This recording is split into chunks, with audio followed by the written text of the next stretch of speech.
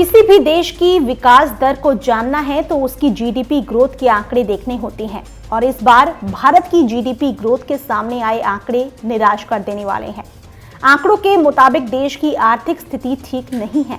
आंकड़े बताते हैं कि देश की आर्थिक स्थिति गिरकर 6 साल पहले की तरह ही हो गई है। दरअसल चालू वित्त वर्ष यानी 2019 से 20 की दूसरी तिमाही में जीडीपी में भारी गिरावट दर्ज की गई है। ये आंकड़ा 4.5% तक पहुंच गया है, जो करीब 6 साल की सबसे बड़ी गिरावट है जो किसी एक तिमाही में हुई है।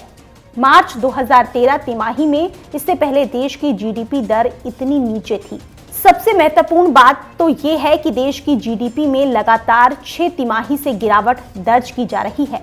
बीते वित्त वर्ष 2019 की पहली तिमाही में ग्रोथ रेट पर गौर किया जाए तो ये 8% पर थी।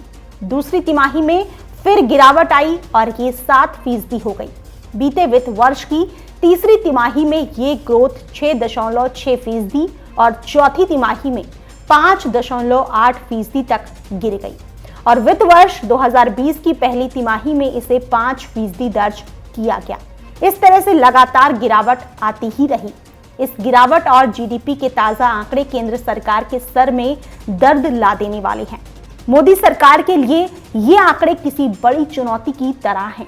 दरअसल सरकार के लक्ष्य की बात करें तो 5 साल के कार्यकाल में वो $5 ट्रिलियन इकोनॉमी बनने पर काम कर रही है। विशेषज्ञ मानते हैं कि अगर जीडीपी ग्रोथ 8% से ज्यादा हुआ तभी इस लक्ष्य को पाया जाना संभव हो पाएगा।